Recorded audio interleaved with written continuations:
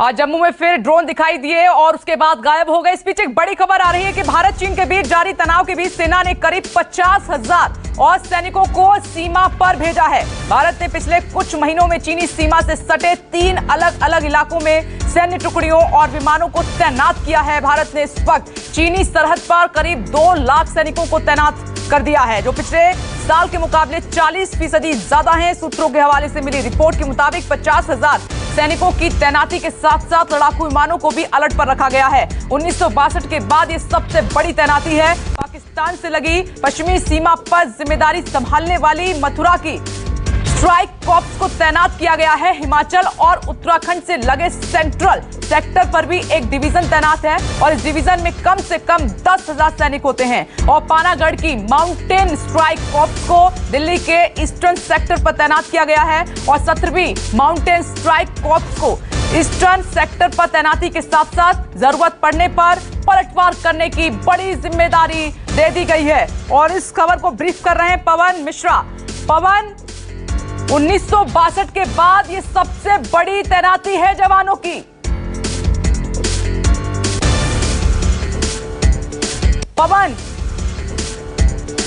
लेकिन इस बीच एक और बड़ी खबर, भारत और चीन पूर्वी लद्दाख में बातचीत करने को तैयार है, लेकिन रक्षा सूत्रों के मुताबिक चीन अगले दौर की बातचीत में देपसांग के मैदानी इलाकों में सेना के जमावड़े का मुद्दा नहीं उठाना चाहता। भारतीय सेना के पास देपसांग मैदान का ज्यादातर हिस्सा है, जबकि पीएलए मैदानी इलाकों के पूर्वी किनारे पर है। सूत्रों की माने तो भारत चीन सैन्य वार्ता के 12वें दौर की बातचीत के लिए पहल की जा रही है, लेकिन तारीख अभी तक तय नहीं हुई है। 22 फरवरी को सैन्य कमांडर्स की बैठक के बाद ये संकेत दिए गए थे कि इन फ्लैश पॉइंट से चर्चा की जाएगी, लेकिन ऐसा नहीं हुआ था।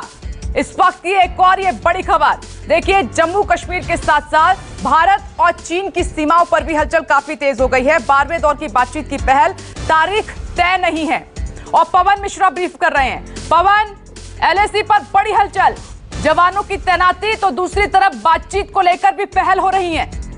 बिल्कुल, बातचीत को लेकर इसलिए भी पहल अभी जरूरी हो गया है कि आने वाले जो सर्दी का जो मौसम है वहाँ सेनाओं के लिए बहुत तकलीफदायक होता है। और जो सैनिक, जैसे 50,000 सैनिक हमारी तरफ से वहां खड़े हैं और 50,000 सैनिक जो है चीन की तरफ से खड़े हैं, और लगातार चाइना जो है अपने सैनिकों की संख्या में इजाफा करते जा रहा है। पेट्रोलिंग है, नई नई बेस वहां पर बना रहा है, कई गांवों को बसाने की कोशिश कर रहा है। जो तिब्बती समुदाय के लोग हैं, चाइना ने अपने तरफ से ऐसे लोगों को वहां पर भर्ती कर लिया है जो कि ब्रेन वॉश कर रहे हैं, जो कि चीन के लिए काम कर रहे हैं। घुसपैठ की कोशिश है और जो कम से कम जो है उसका जो टारगेट है 100 गांवों को बसाने का। और इन सब इलाकों में जहां से भारत का इलाका और चाइना के इलाका का महज 1 से 3 किलोमीटर की दूरी हो सकती है, तो बेसिकली जो गांव जो बसाने की कोशिश है, जो गांव बसाया गया है, जो अभी तक जो बसाया गया है, जो चीन के जो सैनिक हैं, जो रिटायर्ड सैनिक हैं, उनके परिवारों को वहां पर रखा जा रहा है। और जो तिब्बती समुदाय के जो लोग हैं, जो चाइना में जॉब करते हैं या बिजनेसमैन हैं, उनको भी जो है पूरी तरह से ये भारत के खिलाफ भड़काने की कोशिश है। तिब्बती समुदाय के लोगों को, जो बिजनेसमैन है, जो आने जाने का जो प्रक्रिया करते हैं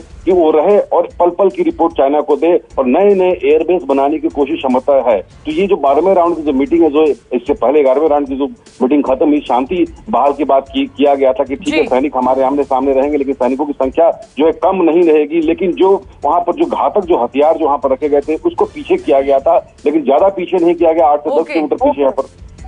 ठीक है पवन, मैं लौटूंगी आपके पास, मेरे साथ मेहमान भी मौजूद है। परिहार सर, अब मेरा सवाल आपसे ही है सर, 1962 के बाद ये सबसे बड़ी हलचल है। भारत की तरफ से 50,000 जवानों की तैनाती की गई है। सर, क्या कुछ ऐसा है जो भारत को पता नहीं है या कुछ ऐसी हलचल है जिसके लिए हम अपनी मजबूत तैयारी कर रहे हैं? देखिए, लास्ट ईयर जिस तरह का आक्रमण हुआ है उसके बाद में आपको डिप्लॉयमेंट तो करना ही था और वो हुआ है।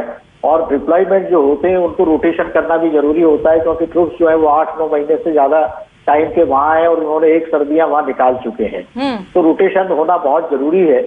और चाइना का जो अभी एक्सरसाइज वगैरह उन्होंने की है और जिस तरह से वो तिब्बत में उन्होंने बुलेट ट्रेन भारतीय सीमा तक ले आए हैं, तो उसके बाद में आपको भी उसके मुकाबले में पूरा 1-to-1 डिप्लॉयमेंट करना बहुत जरूरी है। क्योंकि मैं समझता हूं कि चाइना जो है वो, जहां सवाल ईस्टर्न लद्दाख का, देपसांग, गलवान पे और बाकी जो प्लेन्स है, गोगरा एक्सेट्रा, उनपे वो अभी कोई निगोशिएट करेगा नहीं, उसको लटका के रखेगा, बिकॉज उसको वहां पर गेन मिल चुका है, उसको कोई लूज करने का कुछ है नहीं। अब उसकी अगली एक्टिविटीज जो है वो हिमाचल में, इधर कुमार के पास सिक्किम में और अरुणाचल में के इधर पहले इधर भूटान में डोकलाम इत्यादि में वो करने की पूरी कोशिश करेंगे।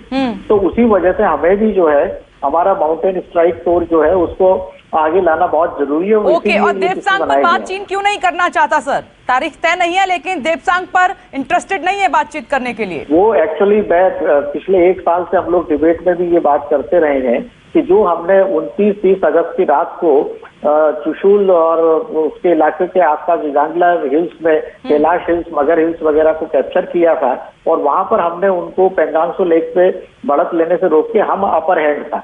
मगर देपचौंग, गोगरा और दूसरे इलाकों में चाइना डेफिनेटली हमसे ज्यादा बेटर पोजीशन में है और डीएसओबी पे उसका ऑब्जर्वेशन काफी बढ़ता गया है।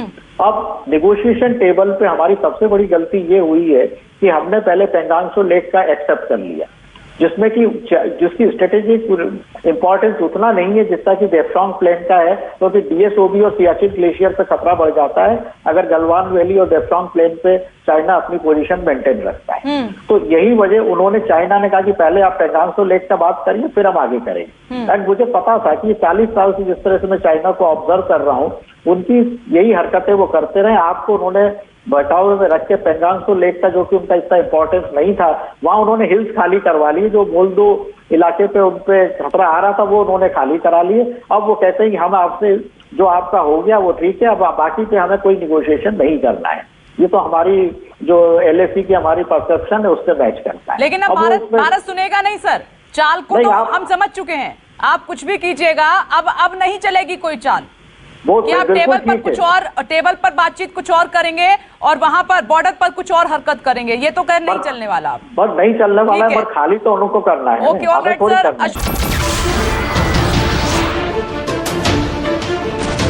नमस्कार, मैं हूं मानक गुप्ता।